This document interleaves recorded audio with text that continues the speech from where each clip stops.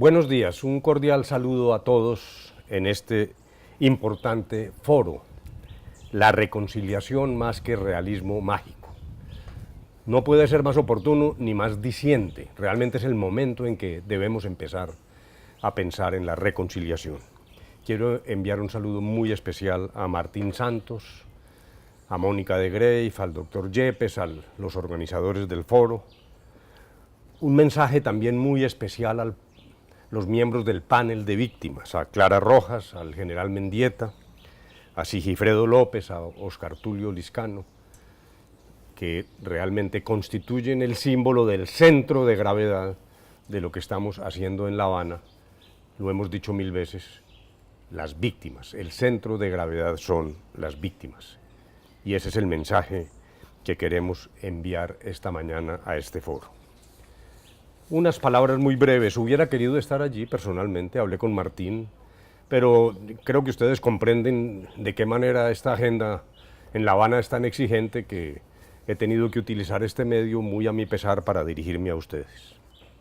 Comienzo por lo que dije que es, creo yo, el ancla, el polo norte de estas conversaciones. En el centro están las víctimas. Una vez alguien me dijo en un supermercado, me dijo, bueno, pero eso es como retórica, y yo quiero decirles que no es retórica, desde distintos puntos de vista. En primer lugar, hemos recibido más de 27.000 aportes de víctimas sobre lo que esperan, lo que anhelan, sobre cómo conciben sus derechos y cómo podría la Mesa de La Habana buscar la satisfacción de esos derechos y la garantía de que la sociedad colombiana les va a cumplir. 27.000 aportes que han llegado de distintas maneras, a través de la página web, de los distintos sistemas que hemos puesto a disposición de los colombianos y también, naturalmente, de las 60 víctimas que en 3 visitas vinieron a acompañarnos en las deliberaciones en la mesa y a quienes escuchamos con absoluto respeto y también con profunda preocupación que generan las desgarradoras historias personales de cada quien. Una cosa muy interesante es que hemos tomado estos aportes y los hemos distribuido porcentualmente con el ánimo de esclarecer, dijéramos, en ese universo de las víctimas, qué es lo más palpitante, lo más importante. Encontramos un primer hallazgo, el 34% se refiere a los temas de reparación, pero algo muy importante, no es tanto reparación como un pago de una suma de dinero. Es una noción que va mucho más allá, en términos de reconstrucción del tejido social, en términos incluso de reconstrucción de obras públicas que han sufrido daños en la confrontación. Es una idea mucho más amplia de reparación. Pero un segundo hallazgo muy importante, que además confirma lo que yo empíricamente he vivido en distintos foros. Muchas personas claman por la verdad. El valor de la verdad es enorme, es mucho más de lo que suele pensarse. Y aquí encontramos realmente que hay un porcentaje mucho más alto de víctimas que claman por la verdad que aquellas que simplemente piden justicia judicial, justicia en el sentido de castigo para los victimarios. Esa es una primera reflexión que yo quería transmitir a ustedes porque me parece que es uno de los caminos para demostrar que la afirmación de que en el centro están las víctimas hay una realidad en el proceso, pero también hay otras realidades, probablemente más profundas. Como se sabe, dijéramos, la adopción del concepto de sanción en el acuerdo que ya se logró sobre la Jurisdicción Especial para la Paz introduce un amplio ingrediente reparador, justicia restaurativa. Hay naturalmente también elementos clásicos de justicia retributiva, pero se nutre la idea de la sanción de un contenido mucho más amplio. Y esto se hace justamente pensando en las víctimas. Una reflexión que uno pudiera hacerse. Muchas personas dicen que esto es muy blando, que francamente es un llamado a la impunidad, que lo que se necesita es que los victimarios estén en la cárcel y particularmente se refieren a los miembros de las FARC.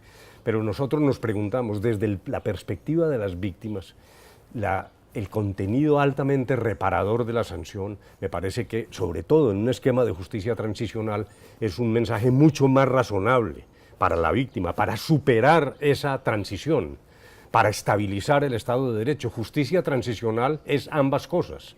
Justicia transicional no es menos justicia que otra justicia, y es transicional en el sentido de que desemboca es en el afianzamiento del Estado de Derecho. Lo que queremos es terminar el conflicto, liquidar la confrontación, y en ese sentido también las ideas sobre la pena contribuyen a una reconstrucción del tejido social mucho más eficiente. Y por eso una tercera consecuencia, hay una discusión sobre la impunidad. En primer lugar, cumplimos la promesa de que no habría impunidad. Los crímenes más graves de carácter internacional serán juzgados judicialmente, excúsenme nuevamente la redundancia. Se crea todo un aparato de una justicia especial, con características netamente judiciales, frente a la cual tendrán que responder los responsables de los más graves crímenes. Pero la medida de la impunidad se centra más en las expectativas, esperanzas de las víctimas y sus derechos, y no solo en la fría relación entre el Estado y el delincuente, que ha sido lo clásico en materia penal. Aquí hay una concepción en la que irrumpen las víctimas como un nuevo protagonista, algo que no tuvo lugar en el pasado. Yo recordaba en un foro reciente que en el año 91, dijéramos, se dio el paso con 4 organizaciones guerrilleras y las víctimas prácticamente no aparecían. Por lo tanto, lo que tenemos es una organización de carácter judicial que hay que leer en clave de integralidad. Yo pido eso a los colombianos. A veces la discusión se limita al tema de la sanción, cuánto, dónde, cómo se paga la sanción, cuando esto hace parte de un sistema integral de verdad, de justicia, de reparación, de no repetición. Yo pido que esta discusión sea mucho más amplia. Y estas son las discusiones importantes. A veces me llaman y me dicen, hombre, ahí están diciendo que es que ustedes le van a pagar 1.800.000 pesos a unos guerrilleros. Yo no pierdo tiempo en eso, aquí en la delegación no perdemos tiempo en eso. Hay demasiados mitos, falsedades, eso realmente es secundario. Estos son los temas, que son los temas que deben conducir a la reconciliación. Yo pienso que el perdón es una decisión personal, el perdón no lo puede distribuir ni administrar el Estado, pero el Estado sí debe contribuir a generar un espacio de reincorporación de los victimarios a la sociedad y una reconstrucción que permita abrazarnos de nuevo como colombianos. Yo simplemente quiero terminar con 2 frases de Ingrid Betancourt. Por un lado dijo en una entrevista, mire, yo no olvido, el perdón es un largo camino, pero yo sí quiero abrazar. Ese es el punto. Y una reflexión final de ella, que me parece que es lo que debe iluminar el camino que sigue. Yo sé que hay gente que tiene miedo, es normal, pero somos fuertes, y yo creo que la fortaleza que se necesita para hacer la guerra no es la misma que la fortaleza que se necesita para hacer la paz, porque las cualidades para hacer la paz son superiores, son cualidades que implican mucha sabiduría.